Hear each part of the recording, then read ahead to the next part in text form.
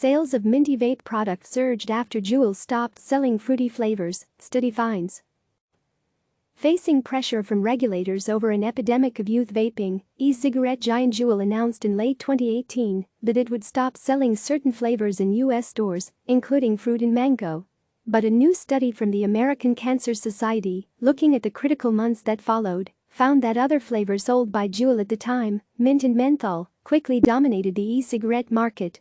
Juul's decision to remove some flavors from U.S. stores, made voluntarily in November of 2018, did seem to affect the market at large. Fruit-flavored products, which made up 33% of total e-cigarette sales before Juul's decision, dropped to just 9% of sales by April of the following year. But sales of menthol and mint products surged, from 33% of the market in November to more than 62% of the market in April. And Juul captured all of that growth, according to the study, which looked at data for Nielsen, an analytics company.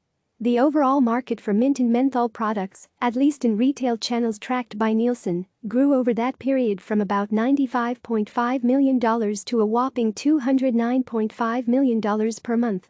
Sales of tobacco-flavored products rose too, from around 17% of the market to 22% of the market.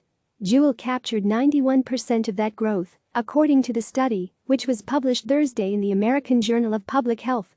With federal regulation looming, Juul announced in November of 2019 that it would stop selling mint pods in the U.S., too. But the company continued to sell menthol products. And while the U.S. Food and Drug Administration essentially banned mint-flavored products a few months later, in January, the agency carved out an exception. Menthol products, which have hints of tobacco, could still be sold. Alongside classic tobacco and Virginia tobacco, Juul continues to sell their menthol pods today. Critics argue there is little difference between menthol and the now discontinued mint, both of which risk enticing young users. Although the company stopped selling fruity products in the U.S., researchers found that fruit-flavored sales overall still increased between April and September of 2019, when they came to encompass 15.8% of the market. Other companies, namely a brand called NJOY, picked up where Juul had left off on fruity flavors, according to researchers. Following the FDA's new rules, NJOY is no longer selling fruit-flavored products, but the company does still offer menthol. Alex Leiber, a senior scientist with the Economic and Health Policy Research Program at the American Cancer Society, said one finding from the study is that companies' attempts to self-impose their own restrictions are unlikely to improve public health. Even though Juul had voluntarily taken fruit-flavored products off the market, that was quickly offset by a combination of increased fruit-flavored sales by Juul's competitors and increased sales of other flavors, notably mint menthol by Juul, said Leiber. It is highly unlikely, he added, that youth vaping overall declined after Juul pulled some flavors but not others. The impact on Juul's sales was short-lived, Leiber said, and the market saw the rapid recovery of flavored cartridge sales within the very retail channels that should have seen the largest declines from Juul's actions.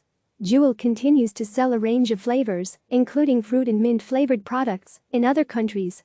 Many experts argue that the company's slick, potent products fueled an epidemic of youth vaping, but Juul has long said that its customer base is adult smokers. In a statement, the company said it doesn't intend to attract underage users and will continue to seek to earn the trust of society by working with regulators and public health officials. Click subscribe to receive the latest news.